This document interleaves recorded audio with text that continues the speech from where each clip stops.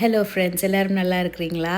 காலையில் 5:30 ஆகுது. நல்ல ஒரு மார்னிங், நல்ல ஒரு பிரிஸ்கான மார்னிங். இன்றைக்கி 2 மந்த்ஸ் தான் இப்படி இருக்குமென்னாங்க. சரி, அதை என்ஜாய் பண்ணுவோம்னுட்டு கார்டனில் கொஞ்சம் நேரம் இருந்துட்டு பிரேக்ஃபாஸ்ட் செய்ய போயிட்டேன். திணை அரிசியில் தான் இட்லி மா போட்டிருந்தேன். நான் இங்கே பார்த்தீங்கன்னு சொல்லி சொன்னால் இந்த ட்ரைபாட்டை வந்து நான் மலேசியாவில் விட்டுட்டு வந்துட்டேன். ஸோ இப்போ இதுதான் என்னோடய ட்ரைபாட். ஒரு கேரட் சீவுறதுக்குள்ளே ஒரு பொட்டில் வச்சு அதுக்கு மேலே வந்து ஒரு பில்டிங் பிளாக்கை வச்சு அதுக்கு மேலே வச்சு தான் ஃபோனை எடுத்து வச்சு தான் எடுக்கிறேன். அதனால தான் லாங் வீடியோஸ் எடுக்க முடியல, ஷார்ட்ஸ் மட்டும் தான் எடுக்க முடியுது.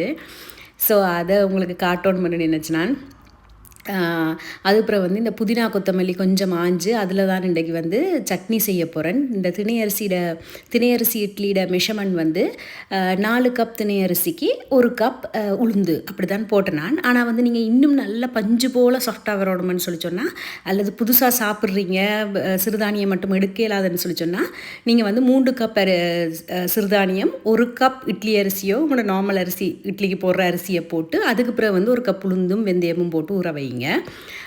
ஆனால் நீங்கள் சாப்பிட்டு பழகிட்டிங்கன்னா ஃபுல்லாகவே வந்து சிறுதானியமே போடுங்க, சாஃப்டாக வரும், ஒரு பிரச்சனையும் இல்லாமல் வரும். நாங்கள் ஃபேமிலியில் எல்லாருக்குமே நல்ல ஒரு விஷயம் அது, கொஞ்சம் கொஞ்சமாக அடாப்ட் பண்ணுறது.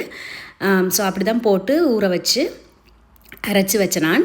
ஸோ நல்லா பொங்கி வந்துட்டுது. இப்போ இந்த புதினா கொத்தமல்லி எனக்கு டைம் கிடைக்கல, அதனால் அப்படியே தான் வச்சுருந்தேன் நான். ஸோ ஆனால் பழுதாக போக இல்லை, அது டக்குன்னு முடிக்கணும். அதையும் எடுத்து அதையும் ஒரு பக்கம் கழுவி வச்சுட்டு இந்த கழுவுறதுக்கு வச்சுட்டு தேங்காய் பூ வந்து ஃப்ரோசனில் தான் வாங்குறேன் நான். ஸோ அதையும் எடுத்து வெளியில் வச்சுட்டு சட்னி அரைக்கிறதுக்கு வெங்காயம் பச்சை மிளகாய் எல்லாம் எடுத்து வச்சுட்டு இங்கே பார்த்தீங்கன்னு சொல்லிச்சுன்னா பாருங்கள் எப்படி பொங்கி வந்திருக்குன்னு சொல்லி ஒரு 10 மணித்தியாலம் ஊற வச்சுட்டு அரைச்சி அதுக்கு பிறகு ஒரு 12 மணித்தியாலம் வச்சேன் நான். அப்போ தான் சரியாக வந்துச்சுது. இங்கே இந்த சாம்பிராணியை கொளுத்தி வச்சேன், கொஞ்சம் வாசமாக இருக்கணும்னா அதுக்குள்ள ஒரு ஏலக்காயும் போட்டு விட்டேன். இது எல்லாம் அடிக்காத அடுக்கப்பீங்க, ஜன்னல் கதவெல்லாம் திறந்து விட்டு தான் வைக்கிறது சாம்பிராணி. கவனமாக இருக்கணும் வைக்க.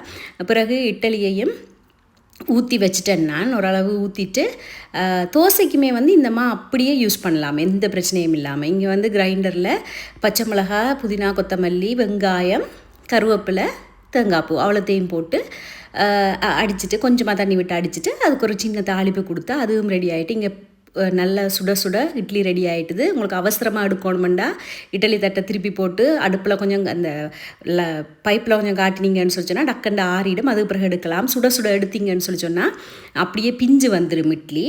இங்கே தாளிப்புக்கு வந்து கடுகு, சீரகம், காஞ்ச மிளகா அவ்வளோத்தையும் போட்டு தாளித்து அதையும் கொட்டியாச்சு. இங்கே பாருங்கள் இட்லி நல்லா சாஃப்டாக வந்திருக்கு, ஒரு பிரச்சனையும் இருக்காது, உங்களுக்கு டிஃப்ரென்ஸே தெரியாது. சூப்பரான ஒரு பிரேக்ஃபாஸ்ட் ரெடி ஆகிட்டு ஒரு கப் டீயோட. நேற்று இருந்த ஆட்ரு கறியும் கொஞ்சம் இருந்துச்சு, அதையும் வச்சு ஹஸ்பண்டுக்கு கொடுத்தேன். அவர் சாப்பிட்டு வேலைக்கு போயிட்டார். அடுத்த வீடியோவில் மீட் பண்ணுவோம். பாய்.